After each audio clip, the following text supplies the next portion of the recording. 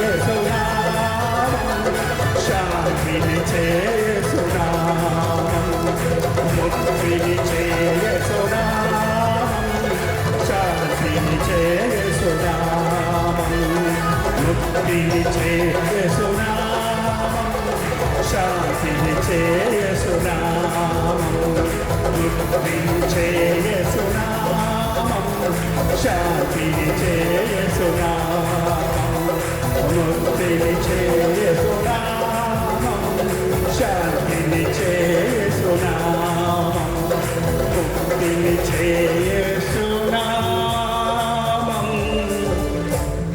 శాంతినిచ్చే యేసునామం. హల్లెలూయా. అలసిపోయినట్టు ఎవరో హల్లెలూయా చెప్పండి. అబ్బా ఇంత యాక్టివ్ ఉన్నారా? పాటలో పడి మిమ్మల్ని మీరు మర్చిపోయారనుకున్నాను. మీరు మెలకువనే ఉన్నారా? అలసిపోని వారు ఎవరో హల్లెలూయా చెప్పండి. Yes, ready? చివరిసారిగా 3 చరణాలు పాడుకుందాం, ఓకేనా? ఈసారి తలకాయలు ఊగాలి, కాళ్ళు కదలాలి, చప్పట్లు కొట్టాలి, భుజాలు ఇటు అటు కదలాలి. కమాన్, ఎస్, మ్యూజిక్.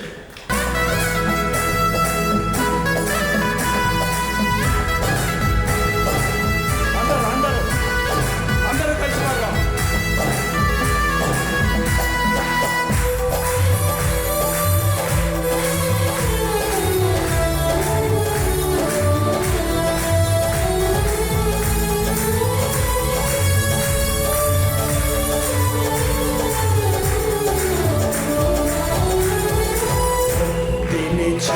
యేసునామం శాంతినిచ్చే యేసునామం ముక్తినిచ్చే యేసునామం శాంతినిచ్చే యేసునామం. మరోసారి ముక్తినిచ్చే యేసునామం శాంతినిచ్చే యేసునామం ముక్తినిచ్చే యేసునామం శాంతినిచ్చే యేసునామం. సిలువపై నీవు మరణించావు, సిలువపై నీవు మరణించావు,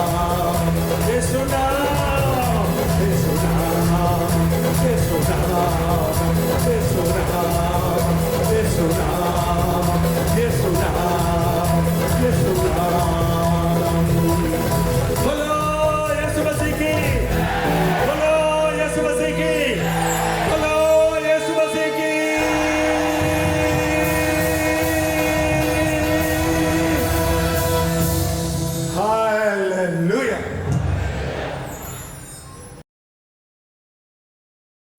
యేసు ప్రభువును మనం ఇప్పుడు అందరం ఇక్కడి నుంచి యెరూషలేం వెళ్ళిపోతున్నాం. ఎక్కడికి వెళ్తున్నాం? చెన్నైలో లేము ఇప్పుడు. ఎక్కడికి వెళ్తున్నాం? యెరూషలేములో పిలాతు. ఎంతమంది మీలో యెరూషలేం వెళ్ళారు? ఎవరు వెళ్ళాల, ఒక్కరు వెళ్ళారు. Very good. దీనికి ఇలాగే ఈ చర్చ ఇలాగే ఫ్లైట్ అయిపోతే ఇట్లాగే వెళ్ళిపోదాం, కానీ అది కుదరదు. ప్రార్థన చేయండి. ఓసారి జీవిత దినాలలో మన ప్రభువు జీవించిన, జన్మించిన, నడిచిన, అద్భుతాలు చేసిన, సిలువ వేయబడిన, పునరుద్ధానుడైన ఖాళీ సమాధి, ఆ ఉండ స్థలాలు ఇవాల్టికి ఉన్నాయి. ఇది చరిత్ర, ఇది నిజం.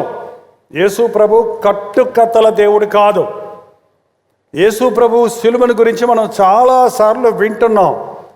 ఎంతమంది సేవకులను చెప్పినా, ఎంతమంది స్కిట్స్ వేసినా, పాటలు రాసినా దీనికి ఆధారం ఏంటంటే పరిశుద్ధ గ్రంథం. యేసు ప్రభువును ఆ రోజు అంటే శుక్రవారం ఉదయం ఏమి చేశారన్న సంగతిని అదొకటే చూస్తున్నాం. ముందు జరిగిన సంగతులు ముందు ధ్యానించాం. 19వ అధ్యాయం వచ్చేటప్పటికి అప్పటికే ప్రభువును కొరడా శిక్ష విధించి ఆయన్ని బాగా కొట్టి 19వ వచనం అధ్యాయం 1వ వచనంలో అప్పుడు పిలాతు యేసును పట్టుకొని ఆయనను కొరడాలతో కొట్టించెను. మామూలు కొట్టడం కాదు అది. ఒకటి తక్కువ 40 దెబ్బలంటే 39 దెబ్బలు కరెక్ట్గా కొట్టాలి. 40వ దెబ్బ పడిందంటే మనిషి బతకడిక, కొన ఊపిరి వెళ్ళే వరకు అన్నమాట. ఇద్దరు సైనికులు 6-7 పాయలు ఉన్నటువంటి కొరడాలతో, తోలు కొరడాలతో, చివర గాజు పెంకులు, ఇనప ముక్కలు కట్టుంటాయి. దాంతో కొట్టినప్పుడు మాంసం అలాగే ముద్దలు ముద్దలుగా ఊడొచ్చేస్తుంది. అలాంటి 39 దెబ్బలు కొట్టి వీపంతా నలగగొట్టి, ఎలా తెలిసింది మనకంటే యోహాను, యేసుప్రభు శిష్యుడైన యోహాను రాశాడు. ఆ రోజే రాసిపెట్టిన మాట ఇది. పిలాతు కొట్టించిన తర్వాత సైనికులు వాళ్ళకి తమాషా, వాళ్ళకి సరదా, నేరస్తుల్ని హింసించడానికి వాళ్ళు ఫుల్గా తాగేస్తారంట. ఎందుకంటే మానవత్వం అంటది కదా, మరో మనిషిని కొడటానికి బాధ కదా. కాబట్టి వాళ్ళు పిచ్చెక్కిన వాళ్ళలాగా తాగేసి పిచ్చి పిచ్చిగా హింసించేస్తారు. అందులో యేసు ప్రభు విషయంలో బహు ఎగతాళి చేస్తూ ఆయన రాజు అని చెప్పుకున్నాడని ముళ్ళతో కిరీటము అల్లి ఆయన తల మీద పెట్టి, ఇవి బైబిల్లో ఉన్న మాటలు. ముళ్ళ కిరీటము 3.5 అంగుళాలున్న ముళ్ళ కిరీటం ఇవాళ కూడా యెరూషలేములో ఆ ముళ్ళ కిరీటాలు అక్కడ చేసి పెట్టి ఉంచుతారు. ఒకటి కొనుక్కొచ్చుకుందాం అనుకున్నా, ఇప్పటికే బాధలు ఎక్కువ ఉన్నాయి, మళ్ళీ ఆ ముళ్ళు ఎందుకులే, ఆయన నా ముళ్ళు నా ప్రభు భరించేశాడు కదా. ఆనాడు ఆదాము శాపం వల్ల వచ్చింది ముళ్ళ తొప్పలు, గచ్చ పొదలు ఈ భూమి నీకు ఇస్తుందన్నాడు చూసారా. ఆదాము తెచ్చుకున్న ఆ శాపాన్ని యేసయ్య తల శిరస్సు మీద భరించాడు. ఆ ముళ్ళు కిరీటం ఆయన నెత్తిన పెట్టి గుద్దినప్పుడు చివ్వును రక్తం చెందింది. రక్తశిఖమైనటువంటి ముఖంతో వీపంతా నలగొట్టబడిన సమయంలో ఆయన అంగి తీసేసి ఊదారంగు వస్త్రమును తొడిగించి, ఊదారంగు అంటే ఒక విధమైన ఎర్రటి వస్త్రాన్ని ధరింపజేసి రాజులు వేసుకునే రాయల్ కలర్గా ఒక గుడ్డలా చుట్టి యూదుల రాజుకు శుభమని ఆయనను అరచేతులతో కొట్టి, ఏ మనిషి భరించలేడు. ఎంతమంది మూవీస్ తీసినా, ఎన్ని ట్రిక్స్ తోటి అది యేసుప్రభు శ్రమను చూపించాలని ఆశించినా, మన ప్రభు మన కొరకు చేసిన త్యాగాన్ని మనంతట మన విశ్వాసంతో మన మనోనేత్రాలు తెరవబడినప్పుడు మాత్రమే మనం గ్రహించుకోగలము ఎంత శ్రమను, ఎంత వేదనను, ఎంత అవమానమును, ఎంత శిక్షను మన ప్రభు మన కొరకు భరించాడో అన్నది. అది నిజంగా మనం గుర్తిస్తారండి. పాపం జోలికి పోం మనం. అది నిజంగా యేసయ్య నా కొరకు సిలువలో యాగమయ్యాడన్నది మీరు నిజంగా నమ్మితే మీ బ్రతుకు వన్స్ ఫర్ ఆల్ ఒక్కసారి మీరు మారిపోతుంది. ఏటో వారం మారుతారు, పండగకి మారుతారు, సీజనల్గా మారుతారు, కష్టాలు వచ్చినప్పుడు ప్రభు అంటారు. ఇది కాదండి క్రైస్తవ భక్తి.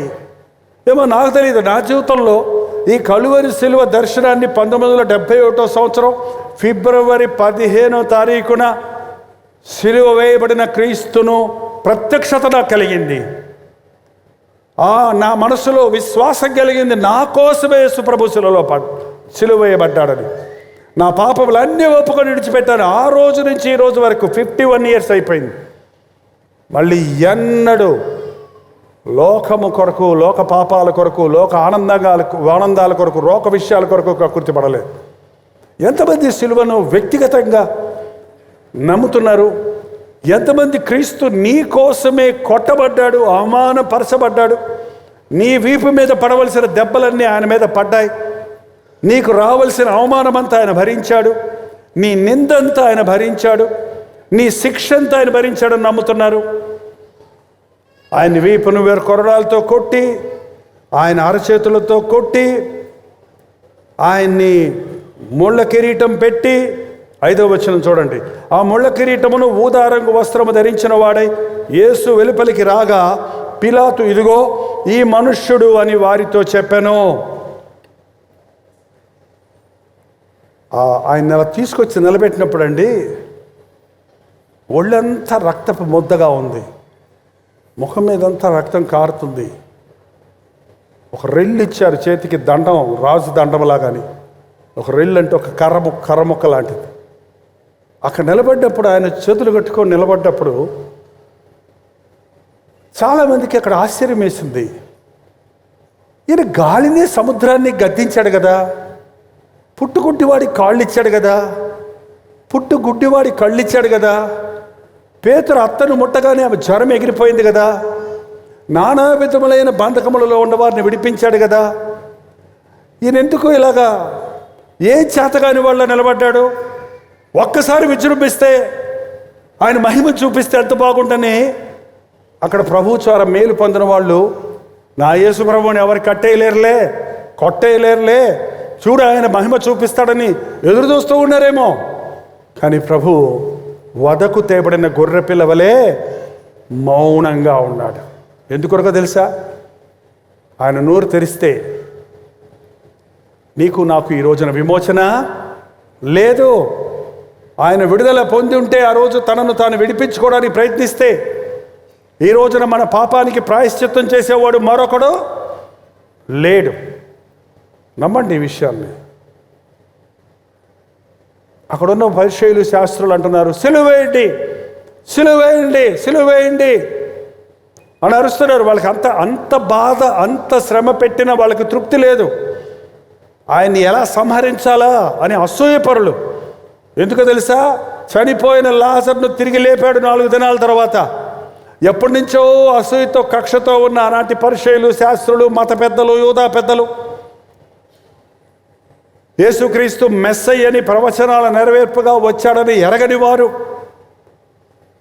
లోకమంతా ఆయన వెంట వెళ్ళిపోతుందిరాడు, ఆయన మన దగ్గరికి ఎవరో రారని అసూయతో ఆయన్ని సంహరించాలని ఆలోచిస్తూ ఉన్నారు.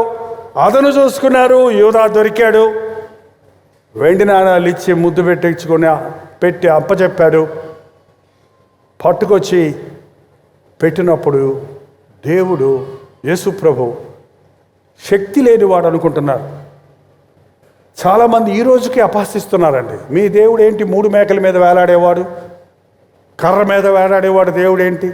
తను తాను కాపాడుకోలేనివాడు మమ్మల్ని ఎలా కాపాడతాడు? ఆయన సిలువలో వేలాడుతున్నప్పుడు అలాగే అరిశారు అక్కడ ఉన్న వాళ్ళు. నిన్ను నువ్వు రక్షించుకో, మమ్మల్ని కూడా రక్షించు, నువ్వు దేవుడు అయితే దిగిరా అన్నాడు. దిగి రాగలడు ఆయన. దిగొస్తే నరకపాత్రులమైన మనకి పరలోక రాజ్య వారసత్వమో, దిగి రావటానికి రాలేదు ఆయన, ప్రాణం పెట్టడానికే వచ్చాడు ఆయన. ఆయన మానవులకు పాప విమోచన చేయటకే వచ్చాడు. కాబట్టి మారు మాట్లాడలేదు. పిలాతుకు తెలుసండి, ఎందుకంటే వాళ్ళ సాక్ష్యాలు అన్నీ వింటున్నాడు. న్యాయాధిపతి అతను పెద్ద పొజిషన్లో ఉన్నవాడు. చాలా కేసులు చూస్తుంటాడు ఆయన జీవితంలో. ఏం నేరం మోపుతా? ఏముంది యేసు ప్రభు మీద నేరం? నేను దేవుడి కుమారుడు అని చెప్పుకుంటున్నారు అంటున్నారు. అదేం తప్పు? దానికి ఏం చేయమంటావు? దానికి ఎందుకు ఇంత శిక్ష? ఇంకేది ఏదో కేకలు వేసి ఏదేదో అరుస్తుంటే తెలిసిపోయింది ఈయన యందు ఏ దోషము లేదు. మామూలుగా నేరస్తుల్ని కొడతా ఉంటే తిడతా ఉంటారు. మీకు తెలుసా సంగతే? తెలీదా? మన ఇంట్లో మన పిల్లలే కొట్టండి, తిట్టబో తడకండి, అరవబో తడకండి వాళ్ళు. బట్ చూస్తున్నాడు పిలాతు, ఈయన అన్నీ భరిస్తున్నాడే కానీ గుడ్లురిమి చూడటం లేదు, కనీసం తిరగబడటం లేదు, డిఫెండ్ చేసుకోవడానికి ప్రయత్నిస్తాం లేదు. ఆయనకు అర్థమైపోయింది ఈయన యందు ఏ దోషమో లేదు అని. కానీ ఒక ఆధారం కావాలి విడిపిస్తానికి. పిలాతు భార్య యేసుప్రభు మాటలు విన్న విశ్వాసి. ఆయన న్యాయపీఠం మీద ఉండగా ఒక బొడ్రోతోటి ఒక స్లిప్ పంపించింది, ఆ నీతిమంతుడు జోలికి పోకయ్యో అని. ఆ మాట ఈ మాటను బట్టి ఎలా విడిపించాలని ప్రభు దగ్గరకు వచ్చి ఏమడిగాడు చూడండి, 9వ వచనం మాట. నీవెక్కడి నుండి వచ్చావని యేసును అడిగాను. అయితే యేసు అతనికి ఏ ఉత్తరమో ఇయ్యలేదు. గనుక పిలాతు, నాతో మాట్లాడవా? నిన్ను విడుదల చేయుటకు నాకు అధికారము కలదనియు, నిన్ను సిలువ వేయుటకు నాకు అధికారము కలదనియు నీవెరుగవా అని ఆయనను ఏదన్నా చెప్పుకోయ్యా, నువ్వు చెప్పిన పాయింట్ను బట్టి నిన్ను విడిపిస్తాను. నిన్ను విడిపించడానికి నాకు అధికారం ఉంది, నిన్ను సిలువకు అప్పచెప్పడానికి నాకు అధికారం ఉంది. నాకు చెప్పు ఏదన్నా, నాతో మాట్లాడవా? నాతో మాట్లాడంటే అన్నాడు ఆయన. మౌనమే మాట్లాడింది. ఆశ్చర్యపోయాడు. నాకు అధికారం ఉందన్న మాటకు మాత్రం ఒక జవాబు ఇచ్చాడు. చూడండి, ఈ మాట మీరు అండర్లైన్ చేసుకోకపోతే మీ బైబిల్లో అండర్లైన్ చేసుకోండి. అయితే యేసు అతనికి ప్రత్యుత్తరం ఇయ్యలేదు కనుక పిలాతు అయిపోయింది, నాతో మాట్లాడవా అన్నాడు. 11వ వచనం. అందుకు యేసు, పైనుండి నీకు ఇయ్యబడి ఉంటేనే తప్ప నా మీద నీకు ఏ అధికారమో ఉండదు. అందరు చెప్పండి, పైనుండి ఇయ్యబడితేనే తప్ప నా మీద నీకే అధికారము ఉండదు. సాతానా, పైనుండి ఇయ్యబడితే తప్ప నా మీద నీకే అధికారం లేదు. చెప్పండి సాతాన్తో. వాడొచ్చి భయపెడతాడు. నాకు లోపడతావా? లేకపోతే నేను నవ్వులు పాలు చేస్తా, నేను చెప్పినట్టు వింటావా? లేకపోతే నిన్ను ఫేస్బుక్లో పెడతా. జడిపిస్తుంటారు, బ్లాక్మెయిల్ చేస్తుంటారు కదండి. ఎందుకయ్యా అలా చేసి? భయం వేసిందండి, భయపెట్టేసాడండి, లోపడిపోయాడండి అంటారు. చూడండి, ఎవరు మనల్ని మొట్టలేడు. దేవుడు అనుమతించకుండా ఆయన రక్తములో కడగబడిన వాడిని సాతాను ముట్టలేడు. హల్లెలూయా. మాటికి సాతాను సాతాను సాతాను సాతాను సాతాను అని మాట మీ నోట్లో నుంచి రాకండి. సాతాను సాతాను సాతాను సాతాను చస్తాను చస్తాను చస్తాను చస్తాను. ఈ పాట ఇట్ట మారద్ది రాగం. సాతాను సాతాను చస్తాను చస్తాను సాతాను సాతాను చస్తాను చస్తాను సాతాను సాతాను చస్తాను చస్తాను.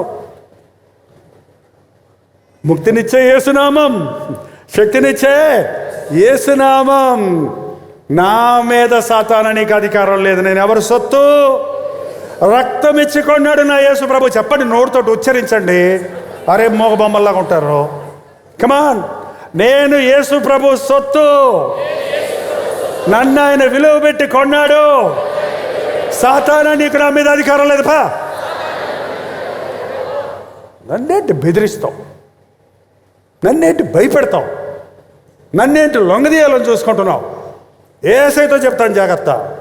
ఎవరితో చెప్తావు? అమ్మతో చెప్తే, నాన్నతో చెప్తే మనకేం చేస్తారండి? పోలీస్ స్టేషన్లో చెప్తే మనకేం చేస్తారు? నీ దగ్గర వాళ్ళ దగ్గర ఇద్దరు డబ్బులు తీసుకుంటారు. ఇప్పుడు ఎవరు చెప్తావు? పైనుండి అధికారం వస్తే తప్ప ఎవరు నువ్వు నన్ను ఏం చేయలేవు. ఈ మాట యేసు ప్రభువుకి ఒక్కడికే కాదండి, మనందరికీ ఇచ్చాడు ఈ అధికారం. మనం ఆయన బిడ్డలో. మీరు విలువ పెట్టి కొనబడిన వారు. మీరు మీ సొత్తు కాదు. మన సొత్తు కానప్పుడు, మనం ఆయన సొత్తు అయినప్పుడు నీ సొత్తును ఎవరు చూసుకుంటారు? నీ సొత్తును నువ్వు ఎవరు చూసుకుంటారు? పక్కింటోళ్ళ? మీ ఇంట్లో ఉన్న బంగారం ఎవరు చూసుకుంటారండి? పక్కింటోళ్ళ? ఎవరు జాగ్రత్త పెట్టుకుంటారు? మీరే జాగ్రత్త పెట్టుకుంటారు. నువ్వు ఆయన సొత్తు అయినప్పుడు ఎవరు నిన్ను భద్రపరుస్తాడు? దేవుడు భద్రపరిచినప్పుడు సాతాను నిన్ను ఎలా ముట్టగలడు? రోగాలకు భయపడుతున్నావు, మనుషుల మాటలకు భయపడుతున్నావు, పరిస్థితులకు లొంగిపోతున్నావు. అక్కర్లేదు, పైనుండి అధికారం వస్తే తప్ప నాకు నువ్వే ఏమీ చేయలేవు. నా మీద నీకు ఏ అధికారమో లేదు. ఇంకా పిలాతు చేసేది లేక విడిచిపెడదామని చెబితే అక్కడ ఉన్న పరిసయ్యులు, శాస్త్రులు ఏన్ని రాజు అని చెప్పుకుంటున్నాడు. ఈయన కైసరు తప్ప మాకు వేరే రాజు లేడు, మా రాజు కైసరు, ఈ యేసురాజు మాకొద్దు, మా రాజు కైసరు, ఈ యేసును సిలువ వేయండి. ఏమండి, లోకము క్రీస్తు రెండూ కలిసి ఉండటం కుదరదండి. నువ్వు లోకాన్నన్నా కోరుకోవాలి, సాతానన్నా కోరుకోవాలి, యేసు ప్రభునన్నా కోరుకోవాలి. అంతకుముందే పిలాతు ఎలాగైనా ప్రభుని విడిపించాలని బందిపోటు దొంగగా ఉన్న బరబ్బాను తీసుకొచ్చి నిలబెట్టి పండుగ సందర్భంగా, పస్కా పండుగ సందర్భంగా ఒక ఖైదీని విడుదల చేయడానికి అధికారం ఉంది. ఇదిగో భయంకరమైనటువంటి నేరస్తుడు, హంతకుడు, దోపిడి దొంగ, క్యాపిటల్ పనిష్మెంట్ గురైనటువంటి బరబ్బా, ఇదిగో మీరు దేవుని కుమారులని చెప్పుకుంటున్న క్రీస్తు ఎవరు కావాలో కోరుకోండి అని అడిగితే ఏమన్నారండి? మాకు బరబ్బే కావాలి. మరి యేసుని ఏం చేయమంటారు? ఆయన సిలువ వేయండి. ఈరోజు కూడా లోకం వేసే కేకలవే. లోకానికి ఎవరు కావాలండి? న్యాయం గెలుస్తుందా, అన్యాయం గెలుస్తుందా? చెప్పండి. న్యాయంగా బతికేవాడు ధనవంతుడు అవుతున్నాడా, అన్యాయస్తుడు ధనవంతుడు అవుతున్నాడా? అధికారం సంపాదించుకునే వాళ్ళు న్యాయంగా సంపాదించుకుంటున్నారా, అన్యాయంగా సంపాదించుకుంటున్నారా? మనుషులు ఎవరికి ఓట్లు వేస్తున్నారో వద్దన్న వాళ్ళకే వేస్తారు. అదేంటో ఆ సారాయి బాటిల్కు, ఆ 10 రూపాయలకు ఒక కుర్తిబడి మన దేశంలో అన్ని స్థలాల్లో అలాగే ఉంది, అన్ని స్థలాల్లో అలాగే ఉంది. లోకం కైసరే మా రాజు, సాతానే మా రాజు. లోకాధికారి అయిన సాతానండి వాడు. వాడిని వెంబడించేవాడు యేసును ద్వేషిస్తాడు. యేసును వెంబడించేవాడు లోకానికి విరోధి అవుతాడు. మీరు యేసు ప్రభువుని ప్రేమించి లోకానికి విరోధులు అవుతారా? లోకంతో స్నేహం చేసి దేవునికి విరోధులు అవుతారా? మాట్లాడరంటే మిమ్మల్ని అడిగేది నేను.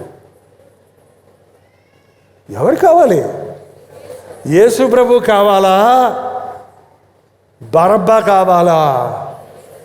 మీ రాజైన క్రీస్తు కావాలా, లోకరాజైన కైసరు కావాలా? ఎవరు కావాలి? అబ్బే, ఇప్పుడే భయం వేస్తున్నట్టుంది. కొర్రాలతో కొడతారేబే ఎవరద్దా అని. మీరే ఎంత భయపడితే ఆ రోజు కళ్ళారా చూస్తున్న వాళ్ళు ఎంత భయపడి ఉంటారో పాపం. ఎవరైనా కేసే కావాలంటే వాళ్ళు నోర్లు నొక్కేసి పక్కకు తోసేస్తుంటారండి. ఖచ్చితంగా యేసు కావాలని కోరుకున్న వాళ్ళు కూడా ఉండుంటారు. కానీ వారి కేకలే గెలిచడు ఉన్నది బైబిల్లో. ఎవరి కేకలు? సాతాను కేకలు, మోసగాండ్ర కేకలు. ఇంక చెప్పేది లేక అప్పుడు 16వ వచనం, అప్పుడు సిలువ వేయబడుటకు అతడు ఆయనను వారికి అప్పగించను. దానికి ముందు ఒక మాట ఉందండి. పిలాతు ఈ మాట విని యేసును బయటకు తీసుకుని వచ్చి రాళ్ళు పరిచిన స్థలమందు న్యాయపీఠం మీద కూర్చుండబెట్టి హెబ్రీ భాషలో ఆ స్థలమునకు గబ్బతా అని పేరు. ఏంటండి? ఇదిగో మీ రాజు అని యూదులతో చెప్పగా వారు ఇతన్ని సంహరించుము, సంహరించుము, సిలువ వేయము అని కేకలు వేసిరి. మీ రాజును సిలువ వేయుదునా అని వారిని అడుగగా ప్రధాన యాజకులు కైసరు తప్ప మాకు వేరొక రాజు లేడనిది. ఈ యేసు ప్రభు సిలువలు ధ్యానిస్తున్నప్పుడు 3 స్థలాల్లో యేసయ్య మన కొరకు పొందిన మానసిక, శారీరక, సాంఘిక అవమానము, నింద, బాధ, మనకు రావాల్సినవన్నీ ఎలా భరించాడో మనం చూస్తున్నామండి. ఒకటి గెత్సెమనేలో ఒలీవల తోట. అది ఆయన వాడుకు చెప్పిన ప్రార్థనకు వెళ్ళేవాడు. ఈ శుక్రవారానికి ముందు రోజు రాత్రి ఆయన గెత్సెమనేలోనికి వెళ్ళి ఆ రాత్రే ఒక తీర్మానం చేసుకున్నాడు. నేను సిలువను ఎదుర్కోవడానికి సిద్ధం. ఆ నింద, ఆ అవమానం, ఆ బాధ, ఆ వేదన, ఆ మరణం నీ చిత్తమైతేనైనా నేను పొందుతానని ఆ గెత్సెమనిలో ప్రార్థన చేసినప్పుడు ఆయన చెమట నేల పడుతున్న గొప్ప రక్త బిందువులే అయింది. నలిగిపోయాడండి అక్కడ. కానీ తన చిత్తాన్ని దేవునికి అప్పచెప్పాడు. నా చిత్తము కాదు, నీ చిత్తమే సిద్ధించునుగాక. రెండో స్థలం, అది మనసులో ఒక తీర్మానం చేసుకోవటం. రెండోది బహిరంగంగా అందరి ముందు. గబ్బత అంటే రాళ్ళు పరిచిన స్థలం, ఇలాంటి ఒక స్టేజ్ లాంటిది అనమాట. ఇవాళ ఉంది యెరూషలేములో. అది కూడా అది పిలాతు న్యాయం తీసే స్థలం. ఇలా ప్రజలందరూ కూడి ఉండగా ఆయన ఎత్తైన ఆ స్థలంలోని తీసుకొని వచ్చి ఎలా ఉన్నాడు ఆయన స్వరూపం ఒక్కసారి ఊహిస్తారా? బొమ్మలు పెట్టుకొని మనం నమ్మాల్సిన అవసరం లేదు. ఎలా ఉన్నారంటే అన్ని కొరడాలతో కొట్టించి, నెత్తి మీద ముళ్ళ కిరీటం పెట్టి, అరచేతులతో గుద్ది, ముఖాన ఉమ్మి వేసి, ఆయన నెత్తి మీద గుడ్డేసి గుద్దారని ఇంకా సువార్తలు చదివితే మీకు క్లియర్గా వస్తుంది పిక్చర్. అప్పటికి నోరంతా బుగ్గలన్నీ వాసిపోయినాయి, పళ్ళు ఏమంటే రక్తం వస్తుంది, ముఖమంతా వాసిపోయింది. ధవళవర్ణుడు, రత్నవర్ణుడు, 10,000 మందిలో గుర్తించగలిగిన ప్రభు స్వరూపమైనను సొగసైన లేని వాడిగా మారిపోయాడు. చూడనల్లని వాడిగా మారిపోయాడు. వికృతమైనటువంటి రూపం వచ్చేసింది. ఆయన బహు సుందరుడుగా ఉన్నాడు. కానీ ఆ దెబ్బలు, ఆ నింద, ఆ అవమానము, ఆ ఉమ్మి, ఆ ముళ్ళ కిరీటం అంత హీనంగా ఆయన్ని బాధించి, ఆయన నెత్తి మీద ముళ్ళ కిరీటంతో ఆ ఎర్రటి గుడ్డ కప్పి ఆ యొక్క రెల్లునిచ్చి నిలబెట్టినప్పుడు, ఆయన నిలబడ్డప్పుడు అందరి ముందు బహిరంగంగా నిలబెట్టి అవమానం, మన అవమానం అనేది తట్టుకోలేమండి. అవమానం తట్టుకోగలరా? అవమానం భరించలేకపోయి ఆత్మహత్య చేసుకునే వాళ్ళు బోడు మంది అన్నారు. వాళ్ళు జోలికే రాలేదు, ఎవరు కొట్టలేదు, తిట్టలేదు, అందరి ముందు అవమానపరిచారు అంతే. దాన్ని తట్టుకోలేరండి. నన్ను అంత మాట అంటాడా, నన్ను ఇంత మాట అంటాడా, నన్ను ఇలా అంటాడా, నా మీద ఇలా చెప్తారా అని ఎంతగా మనం కృంగిపోతామో చూడండి. మనల్ని తిట్టేవారిని, మనల్ని దూషించేవారిని, మనల్ని బాధ పెట్టేవారిని, అన్యాయంగా మనమే నిందలు మోపేవారిని మనం భరించగలమా? యేసయ్య నీ నిందలు, నీ అవమానం, నీ పాపం అంతా భరించట కొరకు ఆయన నిలబడ్డాడు అక్కడ. అందరి ముందు షేమ్ అయిపోయినట్టు అంటారు చూడండి. అందరి ముందు నిలబడ్డాడు. గబ్బత్తా దగ్గర బహిరంగమైన అవమానాన్ని ఎదుర్కొన్నాడు. అందుకే ఈ రోజున యేసు నామంలో నీకు అవమానాలు వస్తే, యేసు ప్రభు కొరకు నిందలు పెడితే, యేసు ప్రభు నామంలో దూషించబడితే, యేసు ప్రభు నామంలో శ్రమ పట్టబడితే ఏం చేయాలి తెలుసండి? హల్లెలూయా చెప్పాలి. చెప్పండి, ఏం చెప్పాలి? ఏం చెయ్యాలి? ఇప్పుడు కాదు, ఎప్పుడు? పనికి మాలిందాన ప్రార్థన. ప్రార్థన అంట పనికి మాలిందాన. ఎక్కడ దొరికేవి నాకు దెయ్యమా అని మీ ఆయన అన్నప్పుడు హల్లెలూయా అంటారమ్మా? అంటారా? అనాలి. ఏంటంటే మనుషులు మన మీద అనవసరంగా, ఈ పాస్టర్లు అందరూ దొంగలు, దశంభాగాలు దొంగిలి తీసుకుపోతున్నారు, మమ్మల్ని అందరినీ దోసుకుంటున్నారు. ఏంటంటే ఇష్టం వచ్చినట్టు మాట్లాడుతున్నారు. ఇవాళ హల్లెలూయా, నా నిమిత్తము జనులు మిమ్మల్ని నిందించి హింసించి మీ మీద చెడ్డ మాటలల్లా పలుకున్నప్పుడు మీరు సంతోషించి గంతులు వేయండి. ఎందుకంటే నా నింద, నా అవమానము, నా శిక్ష నా యేసయ్య గబ్బత్తా యుద్ధ బహిరంగమైన అవమానాన్ని భరించాడు. అంతరంగంలో ఉన్న క్షోభ, అంతరంగంలో ఉన్న వేదన, ఆయన ఆతురపడి మరింత వేదనగా ప్రార్థించినప్పుడు ఆయన చెమట, మనం కష్టపడి పనిచేస్తున్నప్పుడు చెమట కారుతుందండి. శరీరం అంతా కష్టమైనప్పుడు చెమట వస్తుంది. కానీ ఎంత కష్టపడ్డాడంటే గెత్సెమని తోటలో ఆయన మన యొక్క పాపం అంతటి ఆయన భరించుట కొరకు, మన నిందలన్నీ భరించుట కొరకు, మన శ్రమలన్నీ భరించుట కొరకు, మన పాపానికి ప్రాయశ్చిత్తం చేయట కొరకు, పాపం ఎరుగని ప్రభువు శాపంగా మారటానికి ఆయనకి ఇష్టం లేదు. కానీ తండ్రి నీ చిత్తమైతే గిన్నె నా ఎద్దు తొలగని ఆయనను, నా చిత్తము కాదు నీ చిత్తమే జరగదేమో. రక్తం కార్చాడు.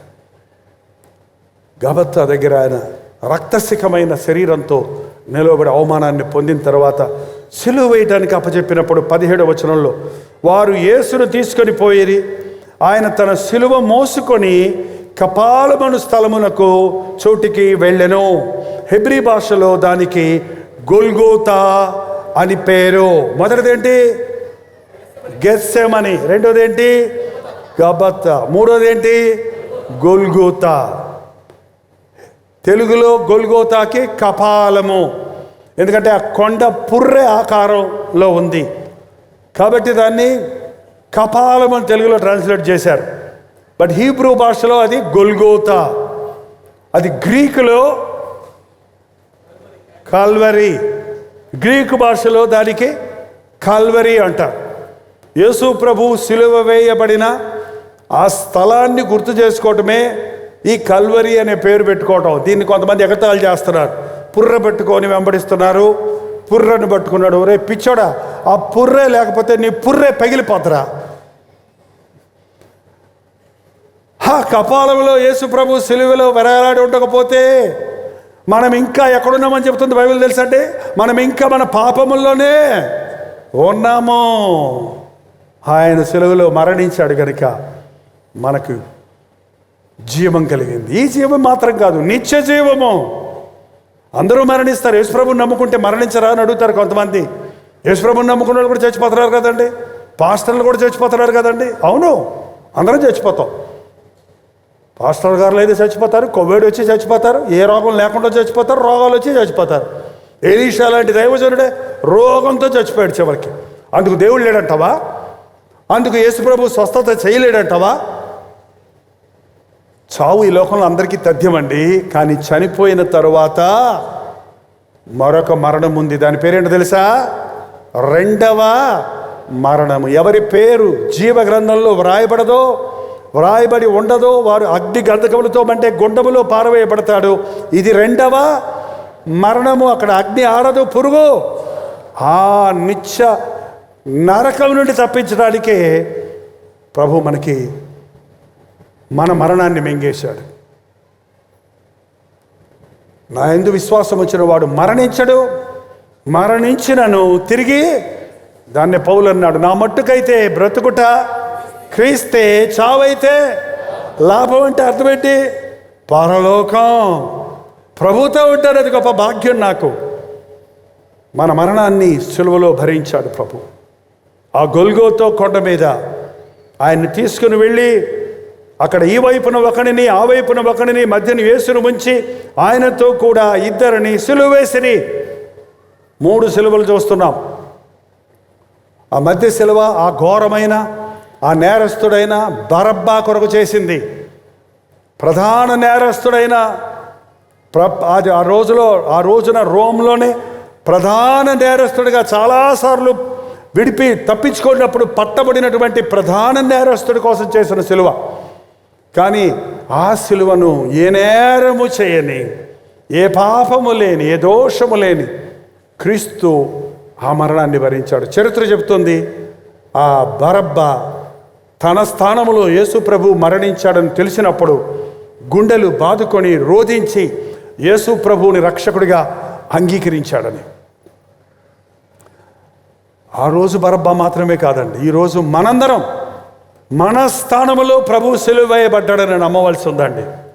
ఆయన ప్రభువుగా ఉన్నాడు. వర్తమాన భూత భవిష్యత్ కాలంలో ఉన్న సకల జనుల కొరకు ఒకేసారి సిలువలో యాగమయ్యాడు. ఇది నమ్మితే మనం పుట్టకముందే మన పాపములకు ప్రాయశ్చిత్తం చేసిన క్రీస్తు ఈరోజు సజీవుడిగా మన ముందు ప్రత్యక్షమవుతున్నాడు. అందుకే క్రైస్తవ భక్తి నిరూపణలతో కాదండి, విశ్వాసం. అయ్యలారా, రక్షణ పొందుటకు మేమేం చేయాలి? ప్రభువైన యేసుక్రీస్తునందు విశ్వాసం ఉంచు, అప్పుడు నీవు నీ ఇంటి వారు రక్షించబడతారు. ఆ సిలువలో ఆయన వ్రేలాడినప్పుడు నాతో పాటు చెప్పండి, మొదటి మాట, తండ్రి వీరేమి చేయుచున్నారో వీరెరుగడు గనుక వీరిని క్షమించుము. చెప్పండి, అందరు చెప్పాలండి. తండ్రి వీరేమి చేయుచున్నారో వీరెరుగడు గనుక వీరిని క్షమించుము. ఈ మాట ఎప్పుడు మీ నోట్లో ఉండమండి.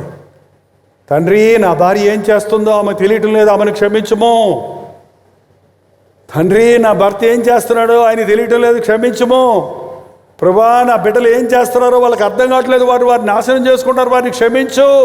దరిద్రుడు అయిపోతావురా, నరకాడికి పోతావురా, నాశనం అయిపోతావురా అని తల్లిదండ్రులు తిడతారేంటండి? తిట్టకండి. ఏం చేయాలి? క్షమించి తండ్రికి దేవునికి విజ్ఞాపన చేయండి. రెండోది, నేడు నీవు నాతో కూడా పరదేశులో ఉందువు. నేడు నీవు నాతో కూడా పరదేశులో ఉందువు.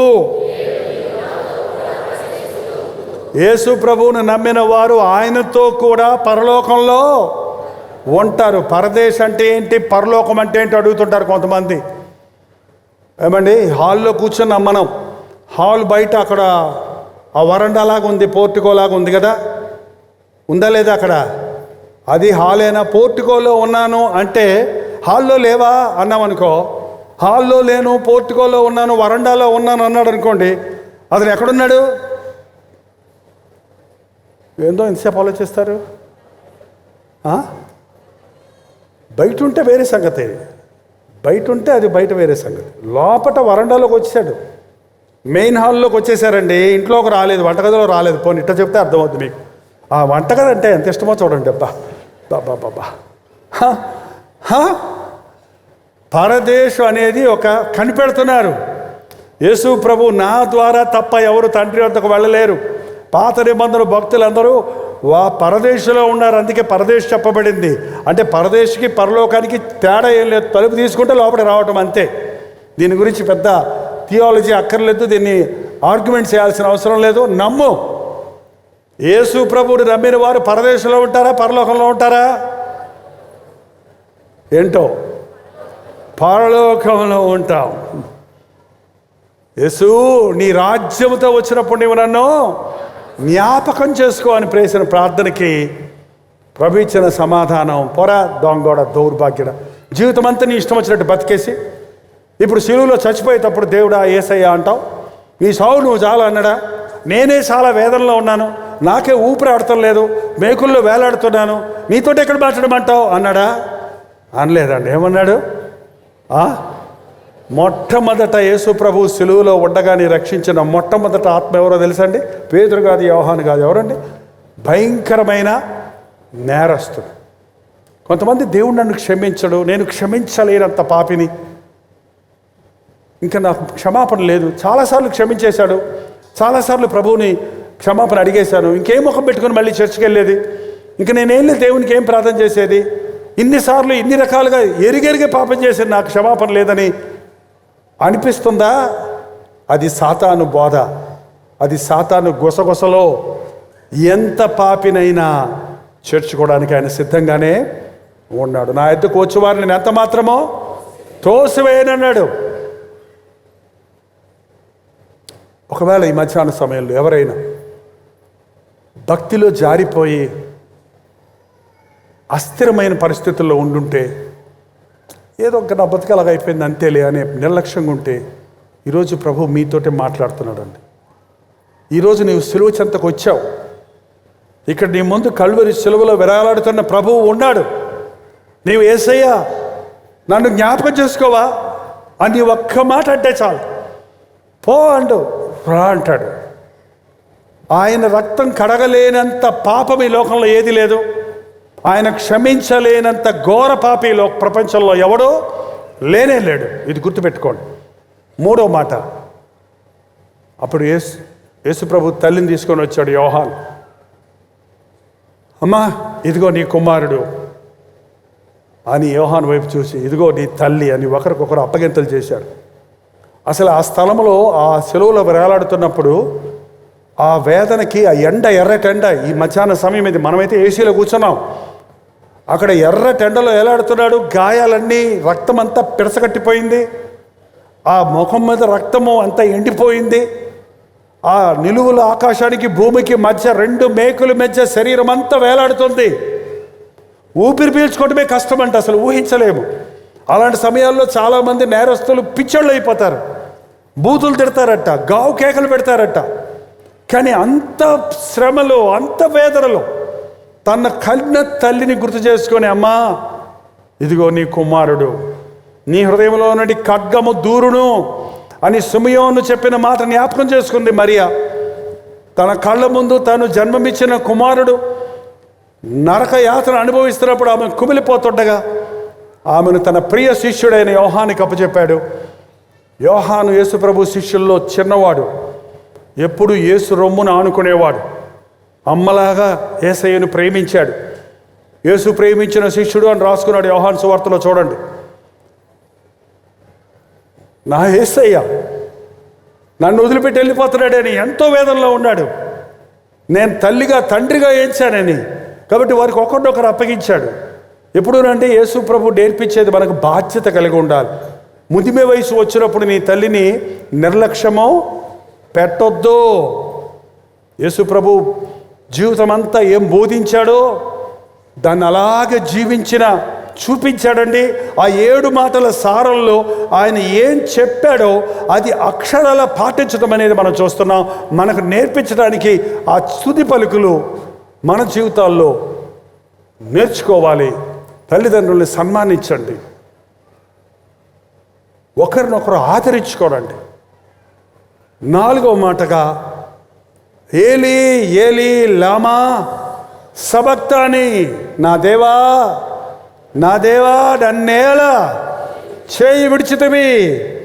నీతో పాటు మేమందరము చనిపోవడానికి కూడా సిద్ధమన్న శిష్యులందరూ గెత్సెమని తోటలోనే పారిపోయారండి.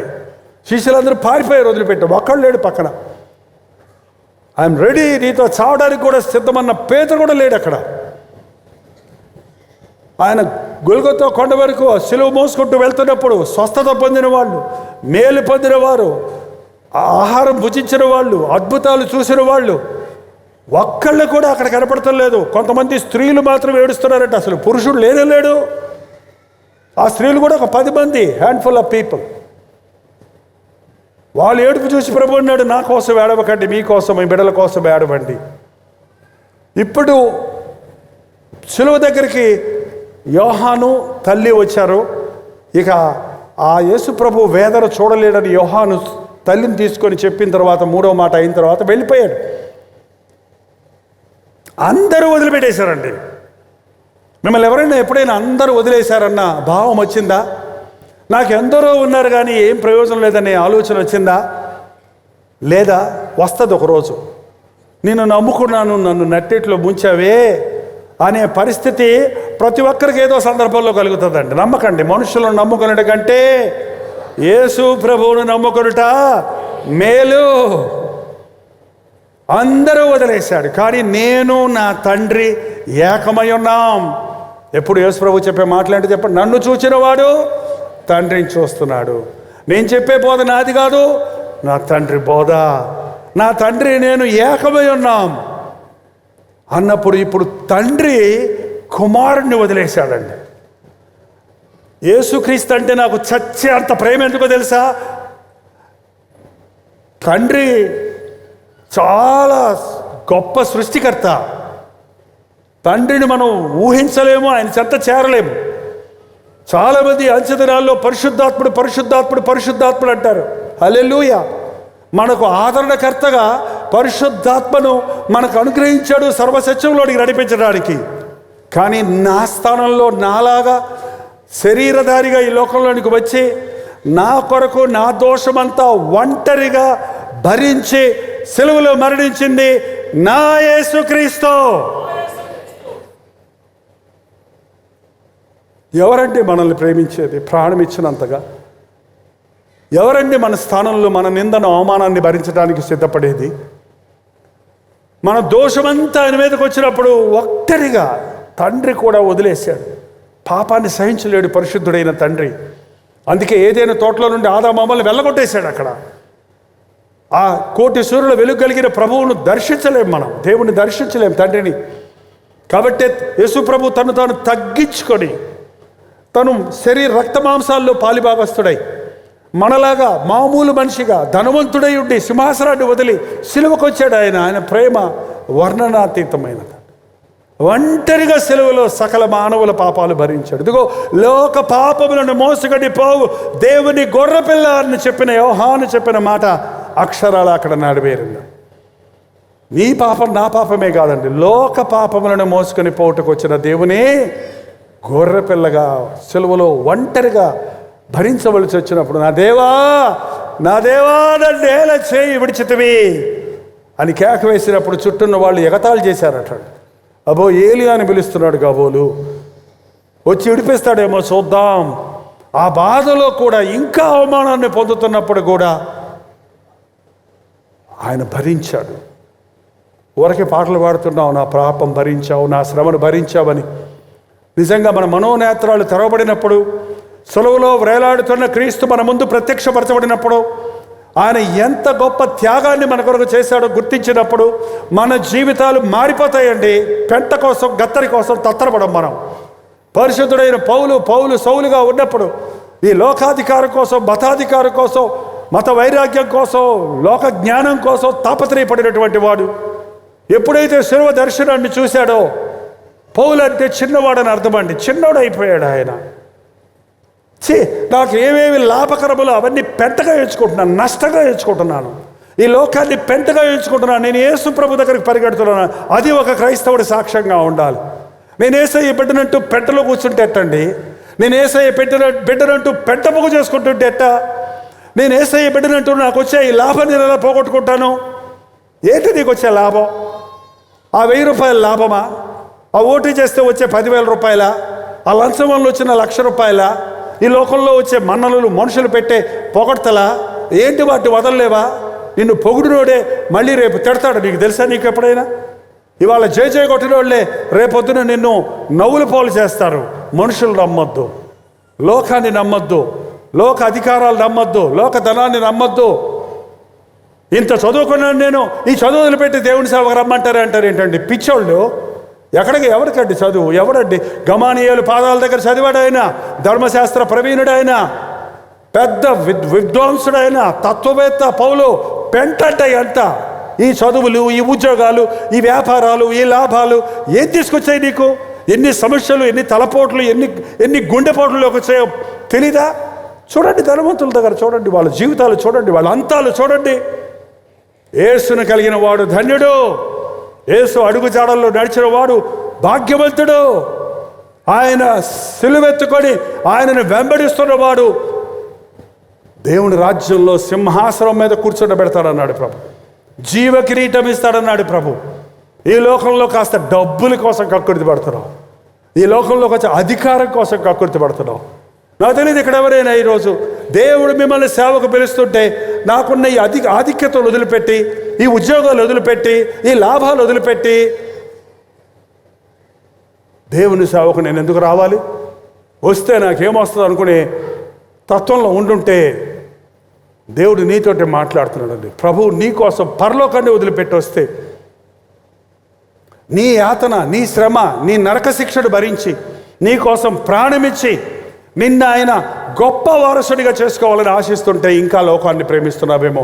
5వ మాట, నేను దప్పిగొనుచున్నాను. ఎప్పుడైతే తండ్రి వదిలేశాడో ఆ దాహం, ఏ దాహం? దేవుని సన్నిధిలో కనపడాలనే దాహం. దుప్పి నీటి వాగుల కొరకు పరిగెత్తున్నట్టుగా జీవము గల దేవుడిని ఎదుర్కోవాలని నేను ఆతృత పడుతున్నానన్నాడు. చూడండి దావీదు. దుప్పి నీటి వాగులు అంటే తెలుసా మీకు? నీళ్లు పారుతున్నట్టు ఉంటాయండి. తారు రోడ్డు మీద ఎండలో చూస్తే నీళ్లు పారుతున్నట్టు ఉంటాయి. అది దాహం వేసినప్పుడు పరిగెడుతున్నట్టు అక్కడికి వెళ్తే ఇంకా అక్కడ ఉన్నట్టు ఉంటాయి. దానికోసం ఆతృతగా పరిగెత్తి మూర్చబోద్ది. మీ ఆకలి, మీ దాహము వేరే విషయంలో ఉందన్నమాట అండి. కొంతమందికి భార్య అడ్డం వెళ్ళిపోతే ఈయన ఇష్టం వచ్చినట్టు ఏదైనా చేసుకోవచ్చు. కొంతమందికి పిల్లలు పట్రా చదువుకోండి సీరియల్ వస్తుంది చూడాలంట. సీరియల్ చూడటానికి పిల్లల్ని చదువుకోవాలా? ఏంటండి దేనికోసం ఆత్రత? ఏమో మీరు ఇంకా సీరియల్ ఎవరైనా చూస్తున్నారా? ఆంధ్రాలో చెప్తారు నాకు, మంగళవారం మీటింగ్ పెట్టకండి, ఆ రోజు మంచి సీరియల్ వస్తుందండి, రారండి, మీరు బుధవారం పెట్టండి. ఓరు నాయన, ఇవాళ కొంచెం చూపించి రేపు ఉందని చెప్తారంట మళ్ళీ. అందుకని రేపు మళ్ళీ ఎప్పుడు వస్తుందా 8 గంటలు, ఎప్పుడు వస్తాయి 8 గంటలు, తర్వాత ఏమైంది, ఏముంది శుభం వస్తుంది చివరిలో, ఏమైంది అక్కడ, ఎవరు తీసినా ఏం చేసినా చివరికి అదే కదండి. సినిమాల కొరకున్న దాహం, డబ్బుల కొరకున్న దాహం, అధికార దాహం, దేవుని కొరకు దాహం కొంటున్నాడు ప్రభు. ఆ సమరయ స్త్రీకి 5 భర్తలు ఉన్నారంట. దాహం తీరలా, తృప్తి లేదు. దాహము అంటేనండి ఒక విధమైన వాంఛ. నీటి కోసం దాహం, అది వేరే సంగతి. నీళ్ళు తాగితే తీరుతుంది, మళ్ళీ దాహం వేస్తుంది కదా. అందుకే ప్రభు అన్నాడు, నేనిచ్చి నీళ్లు త్రాగువాడు మరి అన్నాడు దప్పికొనడు. నీ బ్రతుకులో నువ్వు ఎంతో పోరాడి సంపాదించుకున్నది అయిపోద్ది, మళ్ళీ సంపాదించుకోవాలనే భారమే, మళ్ళీ మళ్ళీ అదే బాధ, మళ్ళీ అదే ఆశ.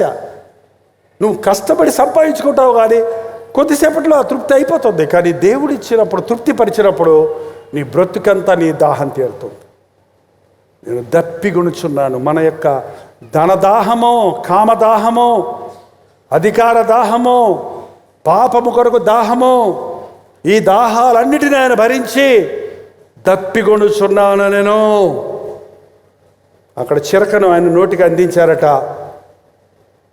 5వ మాటగా ఆయన దప్పిగొనుచున్నానన్నాడు. 6వ మాటగా సమాప్తమైనది. సమాప్తమైనది. ఏంటి సమాప్తమైంది? What is the end? What is it that's finished? అయిపోయింది. ఇక ఏంటి అయిపోయింది? నేను ఈ లోకంలోనికి వచ్చిన కార్యం అయిపోయింది. మానవుల కొరకు సిద్ధపరిచిన విమోచన కార్యం ముగిసింది. I reached the goal.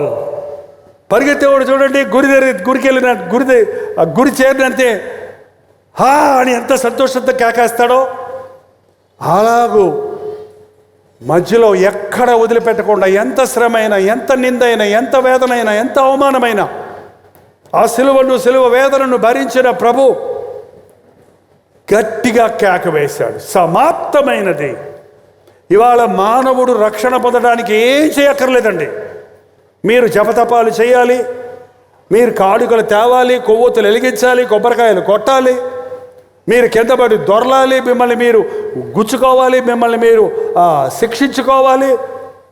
ఏమిచ్చి మీరు రక్షణ పొందుదాం అనుకుంటున్నారు? ఏం చేయక్కర్లా. Ready, the salvation is ready. సమాప్తమైనది. రక్షణ కార్యం సమాప్తమైంది. ఎక్స్ట్రా ఏం చేయక్కర్లేదండి. ఇప్పుడు మనం పరలోకం వెళ్తానికి ఎక్స్ట్రా ఏం చేయక్కర్లేదు. మనం యేసుక్రీస్తుని పూర్ణ హృదయంతో నాస్తాడుములు నా కొరకు ఆయన మరణించాడని నమ్మితే చాలు.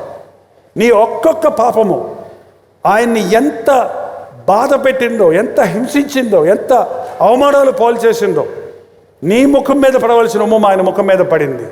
నీకు పడవలసిన దెబ్బలు ఆయనకి పడ్డాయి. నీకు రావాల్సిన అవమానం ఆయన పొందాడు. ఒకసారి ఆలోచించండి. నీ పాపాలన్నీ బట్టబయలు చేసుకుంటే నిన్ను మనుషులు లెక్క చేస్తారా? అసలే నీ గుండెల్లో ఉన్నది బయట కక్కితే ఛీ ఇలాంటి వాడివా నీవు, ఇలాంటి దానివా నీవు అనరా? అంత శ్రమను, అంత వేదనను, అంత అవమానాన్ని ప్రభు నీ కొరకు భరించాడు నిన్ను క్షమించటానికి.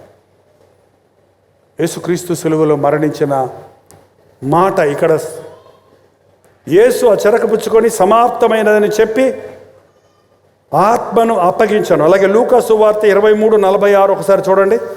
లూకా సువార్త 23:46. అందుకు యేసు గొప్ప శబ్దముతో కేక వేసి, తండ్రి నీ చేతికి నా ఆత్మను అప్పగించుకొనుచున్నాను. సమాప్తమైనది తండ్రి, నువ్వు చెప్పిన పని ముగిడించాను. తండ్రి పని తుదముట్టించడమే నాకు ఆహారం అని చెప్పాడండి. ఆత్మలను రక్షించడం కొరకే నేను లోకంలోనికి వచ్చాను. నశించిన దానిని వెతికి రక్షించడానికే వచ్చాను. పాపమునకు పరిహారముగా రక్తము చిందించడానికే వచ్చాను. తండ్రి నీవు చెప్పిన పని ముగించాను, సమాప్తమైనది. తండ్రి నీ చేతికి నా ఆత్మను అప్పగించుకొనుచున్నాను. యేసు ప్రభు శిలువ మరణము అపజయం కాదు, విజయం. హల్లెలూయా. యేసు ప్రభు చేతగాని వాడిగా శిలువలో మరణించలేదు. తండ్రి నీ చేతికి నా ఆత్మను అప్పగిస్తున్నాను, ఇదిగో నీ సన్నిధిలో మళ్ళీ నేను ఎక్కడి నుంచి వచ్చానో అక్కడికి రావడానికి నేను వచ్చేస్తున్నాను. తండ్రి కుడి పార్శ్వమున కూర్చుండవాడు దిగొచ్చాడు. చేయవలసిన పాప విమోచన కార్యాన్ని ముగించి పరలోకమునకు ఆరోహణమై ఈరోజు ఎక్కడున్నాడు యేసు ప్రభు? తండ్రి కుడి పార్శ్వమున కూర్చొని మన కొరకు విజ్ఞాపన నీ రక్తం చిందించిన ఈ ఆత్మను ఒక అవకాశమే, ఈ ఆత్మను పరిశుద్ధాత్ముడు ఒప్పించని, దేవుని వాక్యము వారిని సరిచేయని, వీరిని నరకానికి పోనివద్దని మనలో అనేకుల కొరకు ఆయన విజ్ఞాపన చేస్తున్నాడు. కాబట్టి ఎన్నోసార్లు ఆయన్ని బాధ పెట్టినా, విడిచిపెట్టినా, మర్చిపోయిన దేవుని ప్రేమను ఇంకా మనల్ని దేవుడు కాపాడుతున్నాడండి. ఇంకా బతికున్నాం అసలు సజీవులుగా. ఈ కరోనా వైరస్ వచ్చిన తర్వాత ఎంతమంది ఊడ్చుకుపోయారో కదా. అందులో నువ్వు నేను లేకుండా ఉన్నామంటే దేవుడికి నీ పట్ల నా పట్ల ఏదో ప్రణాళిక ఉంది. నీవు నరకానికి పోకుండా ఆయన రాజ్యంలోనికి చేరాలని, రక్షించబడ్డ నీవు ఒట్టివాడిగా మిగిలిపోకుండా దేవుడిచ్చే మహిమకు పాత్రుడు కావాలని, తండ్రి నీ చేతికి నా ఆత్మను అప్పగించున్నానని తల వంచి తన ప్రాణాన్ని, అది గుడ్ ఫ్రైడే. యేసుక్రీస్తు రక్తము ప్రతి పాపము నుండి మనలను పవిత్రులుగా చేయను. నిలబడండి. యేసు రక్తం ఈ రోజున మన మధ్య ప్రవహిస్తూ ఉంది. మన మనస్సాక్షిని శుద్ధి చేసుకుందాం, మన జీవితాలు శుద్ధి చేసుకుందాం. మారు మనసు పొంది ఇంకా దేవునితో సరిలేని వారు ఈ సమయంలో మీ హృదయాలు సరిచేసుకోనండి. ప్రతి ఒక్కరూ నోరు తెరిచి ప్రభు దగ్గర నీ కొరకు ఇంత త్యాగం చేసిన, ఇంత ప్రేమ చూపించిన ప్రభువును స్తుతించండి. కల్వరి శిలువ కట్టుకథ కాదు, శిలువ యాగము ఒట్టిది కాదు. యేసయ్య నీ కోసమే ఈ లోకంలోనికి వచ్చాడు. నీవు పుట్టకముందే నీ పాపం కొరకు ప్రాయశ్చిత్త బలిగా ప్రారంభించాడు. ఇది నమ్మండి. నీవు పాపంలో ఉండుంటే, ఇంకా నీవు కీడులో ఉండుంటే, ఇంకా యేసు ప్రభువుకు దూరంగా ఉంటే, ఈ గుడ్ ఫ్రైడే రోజు దేవుడితో సమాధానపడు. ఆచార భక్తి పనికిరాదు, అలవాటు ప్రార్థనలు పనికిరావు. గుండె చించుకో. నీ కోసం ఆయన రక్తం కార్చాడు, నీ కోసం ఆయన నిందను భరించాడు, నిన్ను స్వస్థపరచుటకు ఆయన నలుగగొట్టబడ్డాడు. ప్రతి ఒక్కరు యేసు వైపు చూడండి. శిలువలో వేలాడుతున్న యేసుక్రీస్తు మీ ముందు ప్రత్యక్షమై ఉన్నాడు. ఒక్కసారి సిలువ వేయబడిన యేసును చూడండి. అదిగో కలువరి సిలువలో వేలాడుతున్న యేసు ప్రభు నీ వైపే చూస్తూ ఉన్నాడు. తండ్రి, వీరేమి చేయించున్నారో వీరెరుగని కనుక వీరిని క్షమించమని ఆయన ఆనాడు చేసిన ప్రార్థన ఈనాటికి నీకు క్షమాభిక్ష పెడుతుంది. ఆయన నెత్తి మీద ముళ్ళ కిరీటం, నీ దురాలోచనలు, నీ అపవిత్రమైన ఆలోచనల కొరకు ఆయన నెత్తిన ముళ్ళ కిరీటం పెట్టారు. నీ చేతులు చేసిన పనికిమాలిన పనుల కొరకు, నీ వ్రేళ్ళు ఎతికిన ఫోర్నోగ్రఫీ కొరకు, పాపము కొరకు వాడిన నీ చేతులకు రావలసిన శిక్షకు బదులుగా ఆయన చేతుల్లో శీలలు కొట్టబడ్డాయి. నీవు పరుగులెత్తి, పాపము కొరకు పరుగులెత్తి అన్యాయాన్ని, మోసాన్ని, అక్రమాన్ని, అపవిత్రతను కలిగించుకున్నా నీ కాళ్లకు రావలసిన శిక్షను ఆయన పాదముల మీద శీలలు కొట్టారు. నిలువెల్ల చెడిపోయిన నిన్ను విమోచించిన కొరకు ఆయన నిలువెల్ల నలగొట్టబడ్డాడు. చెడిపోయిన నీ హృదయపు ఆలోచనల కొరకు ఆయన డొక్కలో పడిచారు.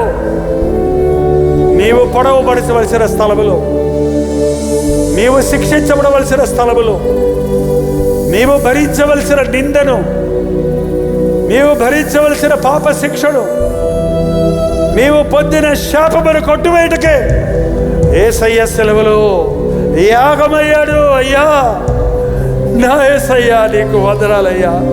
నోరు తెరిచి యేసు వైపు చూడండి. ఇక్కడే విగ్రహాలు లేవు, కానీ నీవు కన్నులు తెరవబడితే క్రీస్తు నీ కొరకు చేసిన యాగాన్ని, క్రీస్తులో ఉన్న సౌందర్యాన్ని, ఆయనిచ్చే రక్షణను, ఆయనిచ్చే పాప క్షమాపణను, ఆయన నామములో ఉన్న విజయమును ఈ సమయంలో సంపాదించుకుంటాం. బలి అయితివా, నన్ను బ్రతికించినావా, వెలి అయితివా,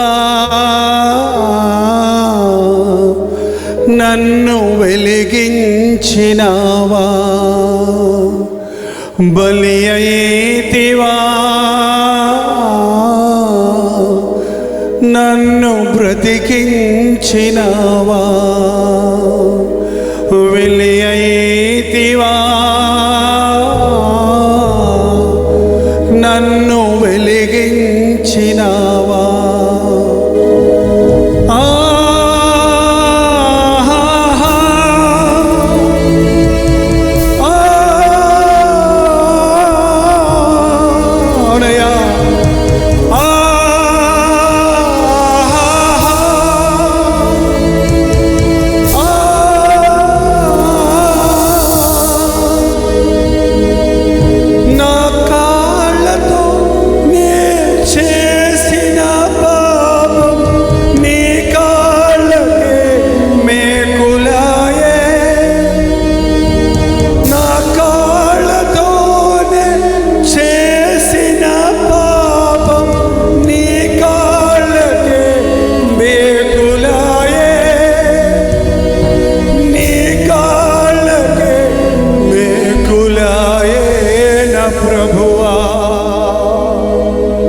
బలి అయితివా